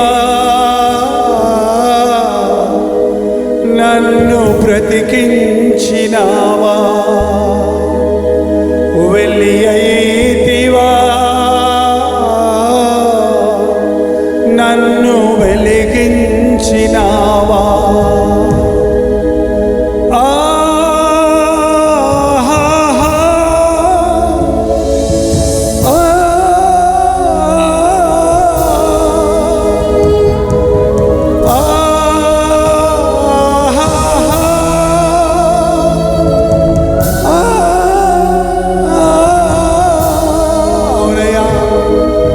కాళ్ళతో చేసిన దోషము కొరకు నాయన నీ కాళ్లకు మేకులు కొట్టబడ్డాయని నమ్ముతున్నానయ్యా. నా పాపము కొరకే నీవు సెలవులో యాగమయ్యావని బలైపోయావని ఆయన మరొకసారి విశ్వసిస్తున్నాడు యేసయ్యా అని దేవుడితో చెప్పండి, ప్రభుతో చెప్పండి. నీ కోసమే చేతులు చాపి సెలవులో వేలాడుతున్నాడు. నిన్ను క్షమించాలని, నీ దోషమును కడిగివేయాలని, నిన్న ఆయన కౌగుల్లో చేర్చుకోవాలని ఈ గుడ్ ఫ్రైడే రోజు నీ కోసం వేచి ఉన్నాడు. అయ్యా, నీ పాదాల చెంత చేరుతున్నానయ్యా, నన్ను మరొకసారి కడిగయ్యా, నేనే సిలువకు అప్పగించాను నిన్నయ్యా అని చెప్పండి ప్రభుతో. అవునయ్యా, నా చేతులతో చేసిన దోషము కొరకు, నా పాదములతో చేసిన పాపము కొరకు, నిలువెల్ల చెడిపోయిన నా కొరకు నాయన నీవు నెలకొట్టుబడ్డావే. నా అతిక్రమాలను నిర్మించడానికి, నా పాపములను నిన్ను విడిపించడానికి, పాపం వల్ల తెచ్చుకున్న రోగముల నుండి నన్ను స్వస్థపరచడానికి నెలకొట్టుబడ్డావా యేసయ్యా. నిత్య నరకానికి పోవలసిన నన్ను రక్తమిచ్చి కొన్నావా యేసయ్యా. నీకంటే గొప్ప దేవుడు ఎవడున్నాడయ్యా? నీకంటే నన్ను ప్రేమించేవారు ఎవరున్నారయ్యా? నన్ను కొన్న యేసయ్యా, నా కొరకు ప్రాణమిచ్చిన యేసయ్యా, నీకోసమే బ్రతుకుతానని ఒక తీర్మానం చేయండి. ఈ సమయంలో ఒక తీర్మానం చేయండి. మీ రెండు చేతులు ఎత్తి యేసయ్యా, నన్ను ఎత్తుకోయ్యా, నన్ను పట్టుకోయ్యా. నేను పడిపోతున్నానయ్యా, నేను జారిపోతున్నానయ్యా. ఈ లోక కల్మషం నన్ను అడ్డుకుంటుందయ్యా. ఈ లోకానికరైన సాతాను నన్ను ఆకర్షిస్తున్నాడయ్యా. నేను మోసపోయానయ్యా, నేను నష్టపోయానయ్యా. నన్ను మళ్ళీ కడుగుతావా? నన్ను మళ్ళీ క్షమిస్తావా? నన్ను మళ్ళీ నీ హక్కును చేర్చుకుంటావా? అయ్యా, నన్ను కౌగిలించుకోవా? నీకు దూరం అయిపోయానయ్యా, నీ ప్రేమకు దూరం అయిపోయానయ్యా, నీ సన్నిధికి దూరం అయిపోయానయ్యా. నోరు తెరిచి చెప్పండి దేవుడితో. నీ బలహీనత చెప్పు, నీ స్థితి చెప్పు. నీ స్థితి దేవుని దగ్గర దాయొద్దు. నీ అంతరంగం ఆయనకు తెలుసు. నీ మోసకరమైన భక్తానికి తెలుసు. నీ ఆచార భక్తానికి తెలుసు. ఇంకా ప్రభువుని మోసగించొద్దు. దేవుని సన్నిధిలో నీ హృదయాన్ని చిప్పేయి. నీ హృదయాన్ని తెరిచి, నీ హృదయాన్ని కుమ్మరించు. చెప్పుకో నీ బలహీనత. శిక్షించడు, క్షమిస్తాడండి. శిక్షించడు, క్షమిస్తాడు. తరిమేయడు, కౌగిలించుకుంటాడు. అయ్యో ఎంత ప్రేమ యేసయ్య, ఎంత ప్రేమ యేసయ్య. ఎంత పాపినైనా క్షమించే దేవా. పాపాలతో ఉన్నవారిని కూడా అమ్మా అని పిలిచే ప్రభువా, నా కుమారుడా అని పిలిచే యేసయ్య. నీకు వందనాలయ్యా, దేవునికి వందనాలు నాయనా. పొద్దులు కప్పుకొట్టే మమ్మల్ని కూడా కౌగిలించుకోవడానికి ఆశపడేదేవా, ముద్దు పెట్టుకోవడానికి ఆశపడేదేవా, కౌగిల్లో చేర్చుకోవడానికి ఇష్టపడేదేవా. మీ ఇంట చేర్చుకొని ఆ పరలోక రాజ్యములు నీతో పాటు కూర్చుండి పెట్టుకోవాలని నీవు ఆశిస్తుంటే మేము ఈ లోకపు పెంటని ఆశిస్తున్నామయ్యా. ఈ లోకపు తాత్కాలిక పాపాని కోసం ప్రాకులాడుతున్నామయ్యా. ఇంకొద్దయ్యా ఈ లోకము మోసపోయామయ్యా. చాలేసయ్యా, నువ్వు కావాలయ్యా, నువ్వు ఉంటే చాలయ్యా అని నోరు తెరిచి ప్రతి ఒక్కరు ఒక నిబంధన చేయండి. ఎవరు ఊరుకునే ఉండొద్దు. నోరు తెరవండి. యేసయ్య మన మధ్యలో ఉన్నాడు, పరిశుద్ధాత్ముడు మన మధ్యలో ఉన్నాడు. నిన్న ఒక నూతన వ్యక్తిగా చేయడానికి సిద్ధంగా ఉన్నాడు. నోరు తెరవండి, ప్రభుతో చెప్పండి. నీ స్థానంలో నీ కొరకు బలైన యేసు వైపు చూడు. నిన్నెంత ప్రేమించాడో, నీకెలాగో కొరకు ప్రాణము దారపోసిన ఈ ప్రభువును విశ్వసించు.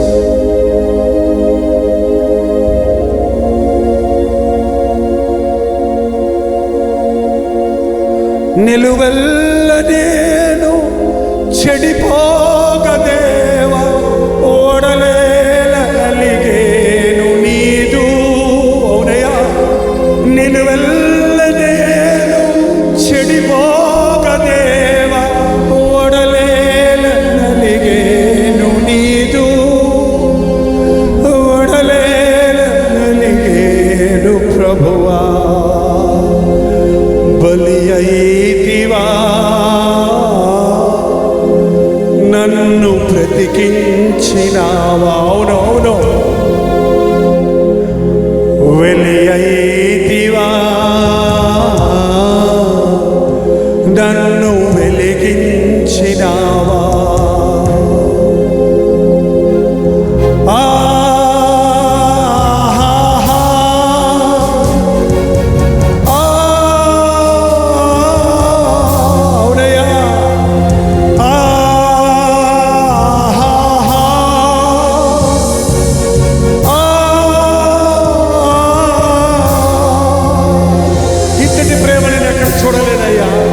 ఇంతటి యాగాన్ని నేను ఎక్కడ చూడలేదయ్యా.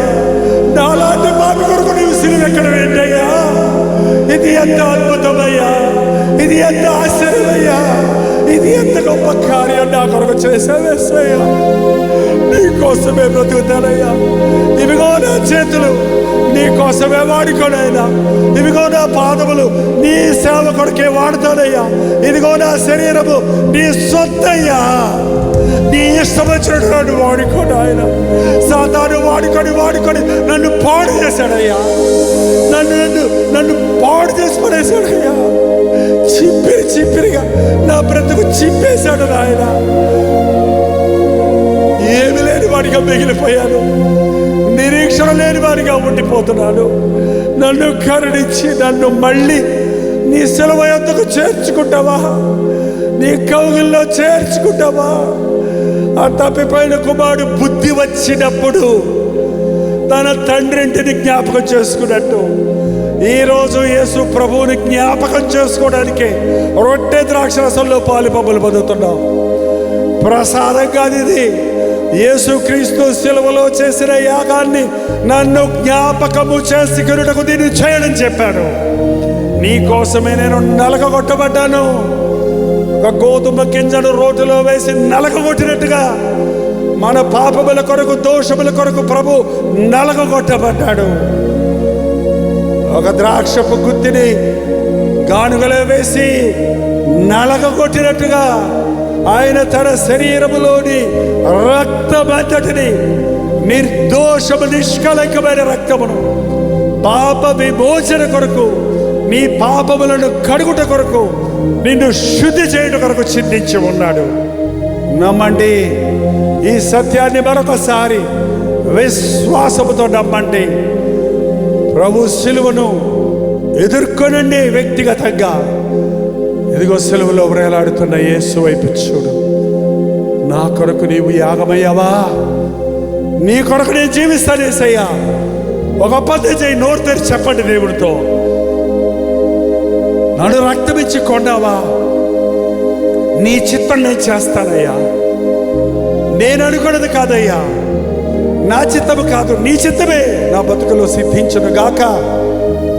యేసు ప్రభు నేర్పిన ప్రార్థన ఈరోజు మనం చేద్దాం.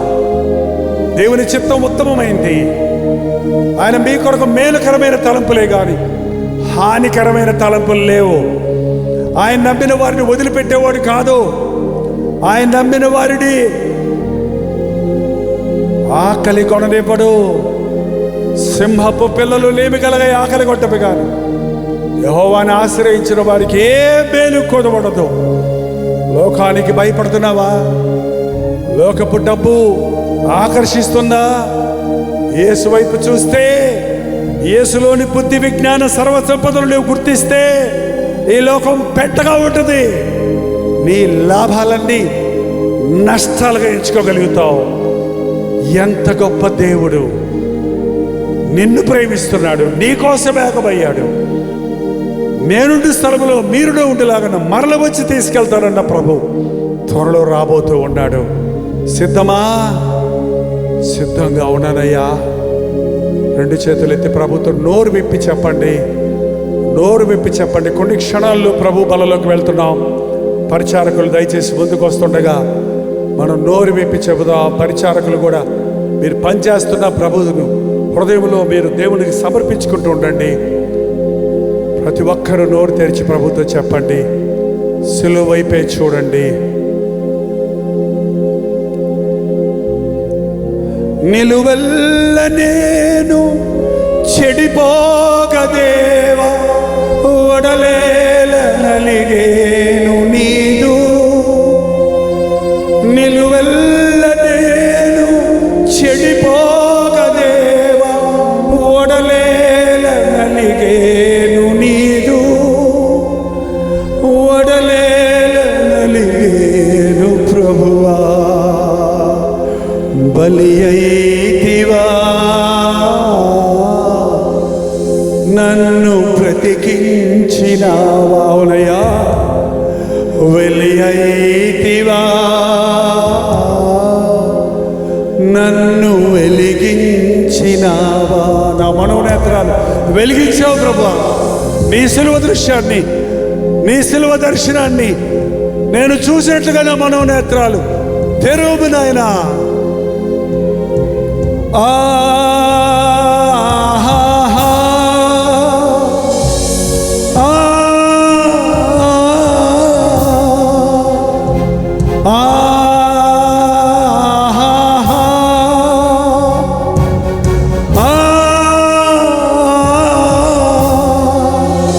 నిలువెల్ల నేను చెడిపోగదేవా, ఒడలేల నలిగేను నీదు. అయ్యో, నిలువెల్ల నేను చెడిపోగదేవా, ఒడలేల నలిగేను నీదు. యేసయ్యా, ఒడలేల నలిగేను ప్రభువా, బలి అయితివా, నన్ను బ్రతికించినావా. బలి అయితివా, నన్ను వెలిగించినావా.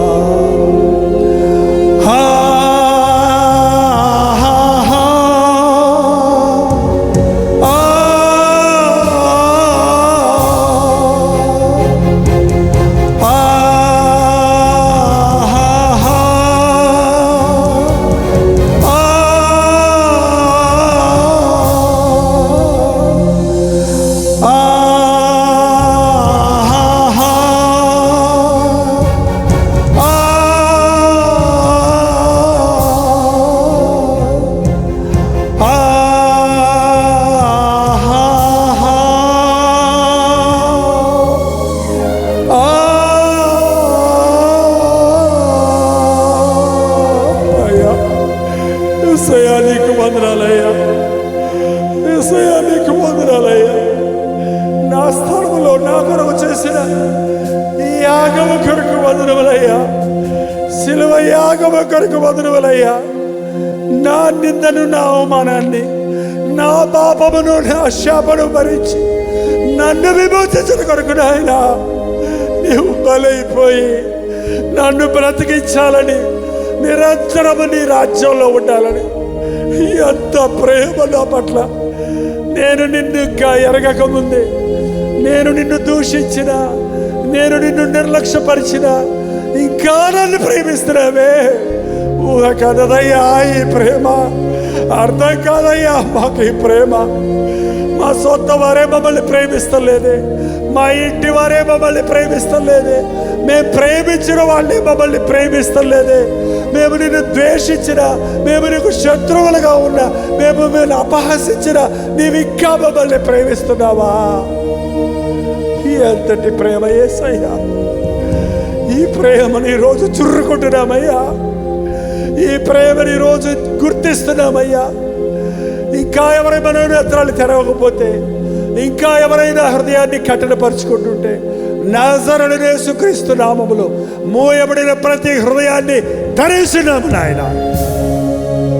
ఎంతసేపు దేవుని సన్నిధిలో ఉండి ఇంకా సాతాను కట్లలో ఉన్న వారిని, ఇంకా సాతాను మనోనేత్రాలకు గుడితనము కలుగజేసిన వారిని ఈ సమయంలో వారి నేత్రములు తెరిచి సెలవులో వేలాడుతున్న యేసును చూచినట్లుగా నజరేయుడైన యేసుక్రీస్తు నామములో విడుదల చేయించున్నాము తండ్రి. అపవాది బంధకములలో ఉన్నవారిని, మూఢత్వంలో ఉన్నవారిని ఈ సమయంలో నీ నామములో విడుదల చేయించున్నామయ్యా.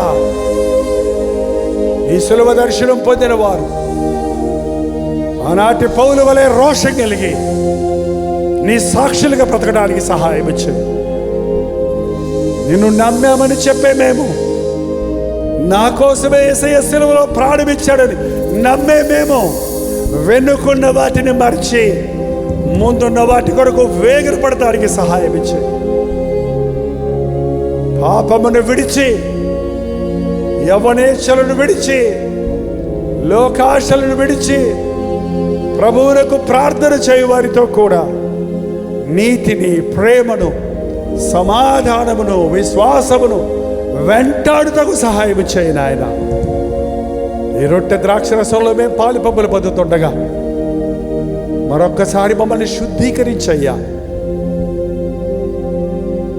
అలిసిన మా గుండెలను, కృంగిన మా బ్రతుకులను మరొక్కసారి సేద తీర్చి ఈరోజే పునరుద్ధానపు శక్తితో మేము ఇక్కడి నుంచి వెళ్ళుటకు సహాయం చేయమని క్రీస్తు నామములో అడుగుచున్నాము తండ్రి. ఆమేన్. హల్లెలూయా. ముంబై పరిసర ప్రాంతాల్లో ఉన్న వారికి శుభవార్త.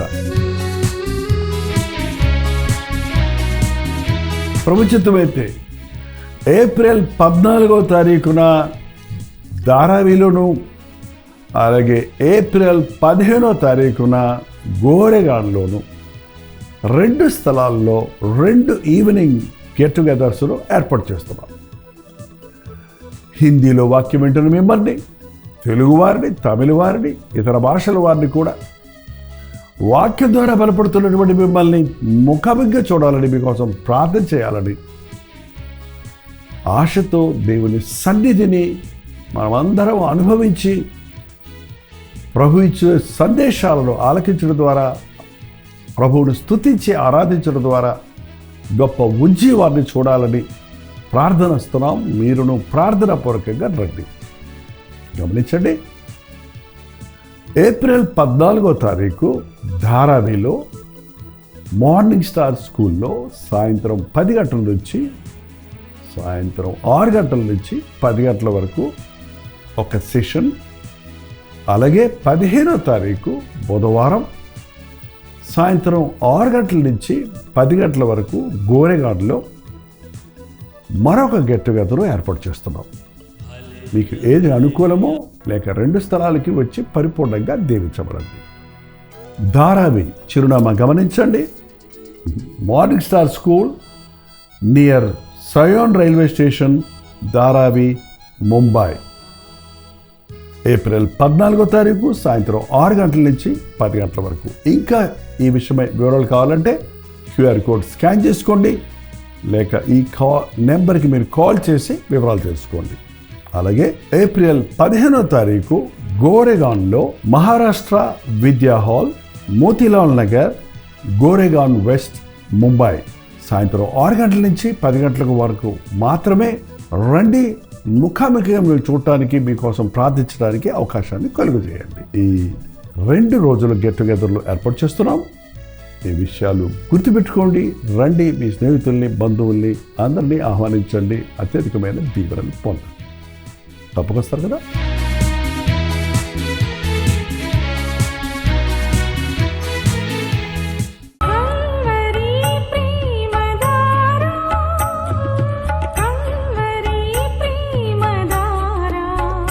కల్వరి ప్రేమధార అనే మా ద్విమాస పత్రికను ఈ మధ్య త్రైమాస పత్రిక అంటే 3 నెలలకి ఒక్కసారి మాత్రమే ప్రింట్ చేయగలుగుతున్నాం. మరి గత 40 సంవత్సరాల పైబడి కొనసాగుతున్న ఈ పత్రికను ఆపు చేయటం ఇష్టం లేక దీన్ని త్రైమాస పత్రికగా మార్చున్నాం. మీరు కల్వరి ప్రేమధార పత్రికను చదువుతున్నారా? ఒక ఉచిత పత్రిక కావాలంటే ఇవ్వాలే మీ పేరు, చిరునామా, అడ్రస్తో పాటు ఇంటి నెంబర్తో పాటు క్లియర్గా పంపించండి. తప్పకుండా ఒక ఉచిత పత్రికను మీకు పంపిస్తాం.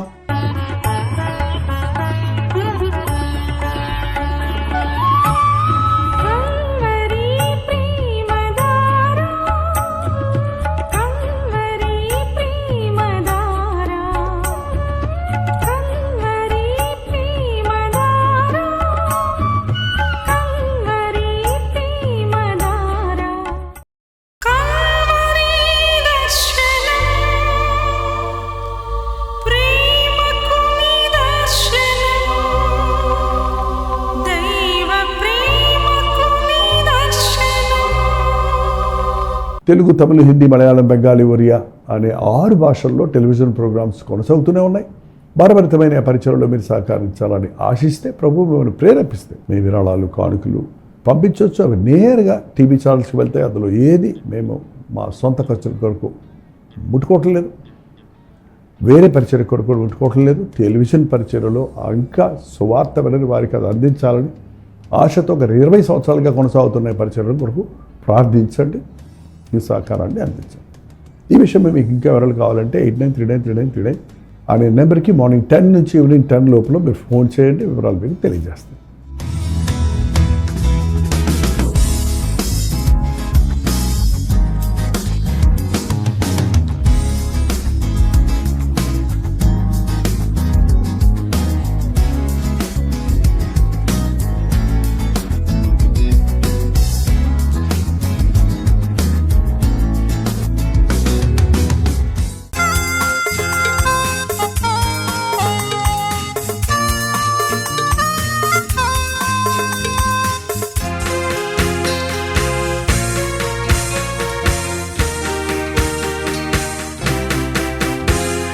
బ్రతుకు భారమై నిరాధారమై నిరాశతో నిండిన వారికి ఇది నిరీక్షణ ధ్వని. బ్రతుకు భారమై నిరాధారమై నిరాశతో నిండిన వారికి ఇది నిరీక్షణ ధ్వని. నలిగిన హృదయముల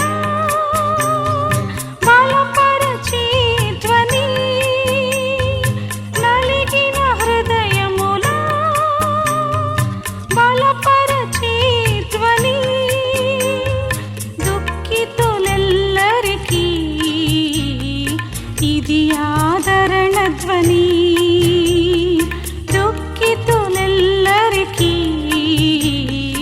ఇది ఆదరణ ధ్వని.